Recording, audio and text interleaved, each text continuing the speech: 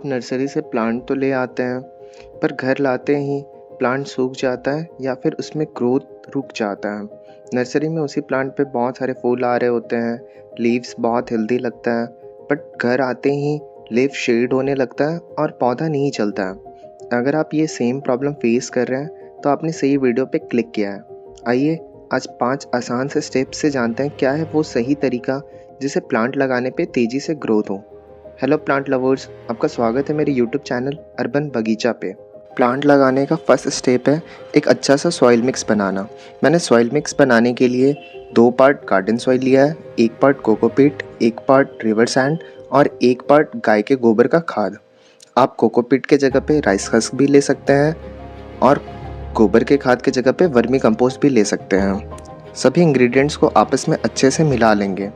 Beginners ये common सा mistake करते हैं, प्लांट्स नर्सरी से ला करके वो आसपास जो भी मिट्टी अवेलेबल हो उसमें ही लगा लेते हैं। मिट्टी चिकनी या फिर बंजर होती है तो प्लांट उसमें नहीं चल पाता है।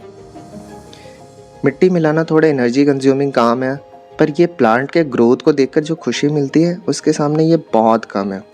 अच्छे से मिलाना है तब तक जब तक सारे इंग्रेडिएंट्स आपस में अच्छे से मिक्स ना हो जाए। मिक्स होने के बाद मिट्टी में एक काफ़ी सुनहरा सा कलर आने लगता है।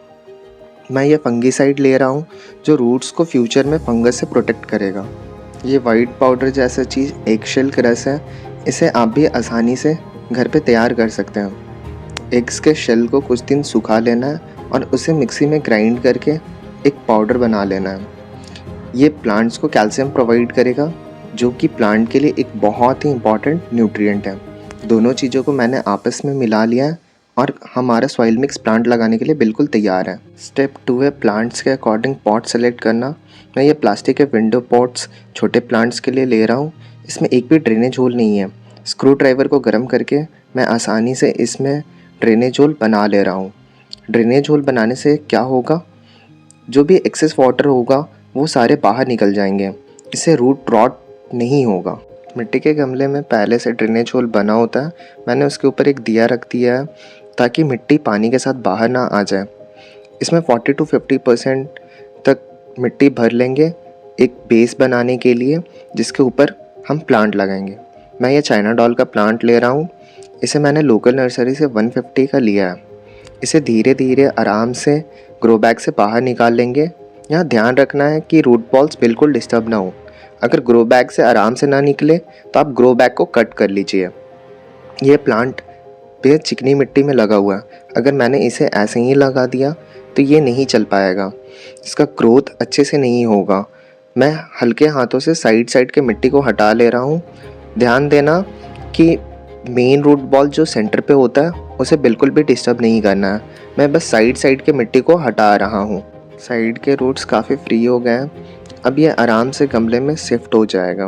ये भी एक कॉमन मिस्टेक है, प्लांट्स नर्सरी से लाकर उसे चेक नहीं करते हैं किस मिट्टी में लगा हुआ है और उसे ऐसे ही प्लांट कर लेते हैं, जो आगे चल के प्लांट के ग्रोथ को बहुत रोकता है। मैंने मिट्टी हटा लिया है और अब इसे गमले के सेंटर में अलाइन करके लगा ले रहा हूँ।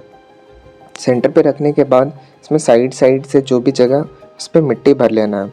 मिट्टी भरने के बाद हल्के हाथों से मैं इसमें टैप कर रहा हूँ। टैप करने से प्लांट अच्छे से सेट हो जाएगा। ये प्लांट अब बिल्कुल अच्छे से गमले में शिफ्ट हो चुका है। नेक्स्ट मैं ये चंपा का प्लांट ले रहा हूँ। चंपा को काफ़ी नामों से जाना जाता है, जैसे फिरंग पानी, प्लूमेरिया। इसके फ्लावर्स में बिल्कुल स्मेल नहीं होता, बट देखने में बहुत ही सुंदर लगते हैं। इसके फूल को पूजा में भी इस्तेमाल किया जाता है। अगर इसे ज़मीन पे लगाया जाए तो ये एक बड़ा पेड़ का रूप ले लेता है, पर इसे हम लोग गमले में भी लगा सकते हैं। बस गमले का साइज़ मिनिमम 12 इंच होना चाहिए। ये काफ़ी अच्छा मिट्टी में नर्सरी से ही लगा हुआ था, इसलिए मैंने इसके मिट्टी को नहीं हटाया। बस सेंटर में अलाइन करके साइड साइड से मिट्टी भर ले रहा हूँ और फाइनली टैप करके प्लांट को गमले में सेट कर लेना है। नेक्स्ट मैं ये मार्बल पोथोस लगा रहा हूँ। इसके रूट्स ज़्यादा डिप नहीं जाते हैं, इसलिए मैं ज़्यादा डेप्थ वाला गमला नहीं लिया हूँ। इस गमले का विड्थ ज़्यादा है, इसमें यह प्लांट अच्छे से फैल पाएगा। मार्बल पोथोस मनी प्लांट का एक वेरीगेटेड वैरायटी है। इसके लीव्स में 2 शेड होते हैं, जो देखने में काफ़ी सुंदर लगता है। इसका केयर भी मनी प्लांट के जैसे ही करना है। ध्यान रखें कि इसकी मिट्टी में हमेशा मॉइस्चर बना रहे, इससे प्लांट का ग्रोथ काफ़ी तेज़ी से होगा। ये प्लांट भी अब मेरा लग के तैयार है। मैंने सारे प्लांट्स को नर्सरी से 5-6 दिन पहले ही ले आया था और लाकर अपने प्लांट्स के साथ ऐसे ही एडजस्ट होने के लिए छोड़ दिया था। नेक्स्ट मैं ये लक्की बैम्बू लगा रहा हूँ। आपने इस प्लांट को पानी में लगा हुआ काफ़ी जगह पे देखा होगा। ये पानी में भी ईज़िली चल जाता है, पर इसका जो ग्रोथ है वो मिट्टी में काफ़ी अच्छे से होता है। इस पौधे को काफ़ी शुभ माना जाता है और ये बहुत ईजी टू केयर प्लांट है। नेक्स्ट मैं ये पिंक सिंगोनियम ले रहा हूँ। इसे एरोहेड प्लांट भी बोला जाता है। इस प्लांट को मैंने खुद ही कटिंग से घर पे ही उगाया था। ये छोटे पॉट में लगा हुआ था और अब मैं इसे विंडो पॉट में शिफ्ट कर दे रहा हूँ। सारे प्लांट्स को मैंने गमले में शिफ्ट कर लिया है और इसी के साथ हमारा 3rd स्टेप कंप्लीट होता है। 4th स्टेप है वाटरिंग और प्लेसिंग। गमले में प्लांट शिफ्ट होने के बाद फर्स्ट टाइम पानी देने में हमें बिल्कुल भी कंजूसी नहीं करना है। पानी अच्छे से देना है तब तक जब तक नीचे ड्रेनेज होल से पानी बाहर ना निकलने लगे।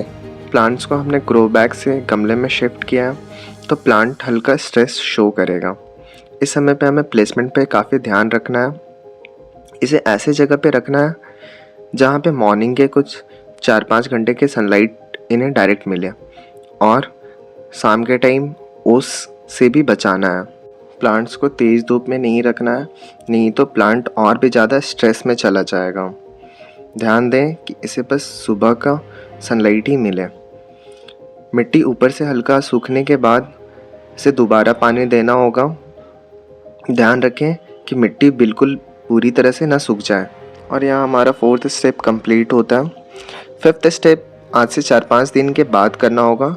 जो एक फर्टिलाइज़र हम लोग इसमें देंगे जो प्लांट्स के रूट्स को डेवलप करने में हेल्प करेगा। कौन सा है वो फर्टिलाइज़र मैं अपने अगले वीडियो में बताऊंगा। आप मेरे चैनल को सब्सक्राइब कर लीजिए और वीडियो पसंद आया हो तो लाइक कीजिए। वीडियो में लास्ट तक बने रहने के लिए आपका बहुत धन्यवाद।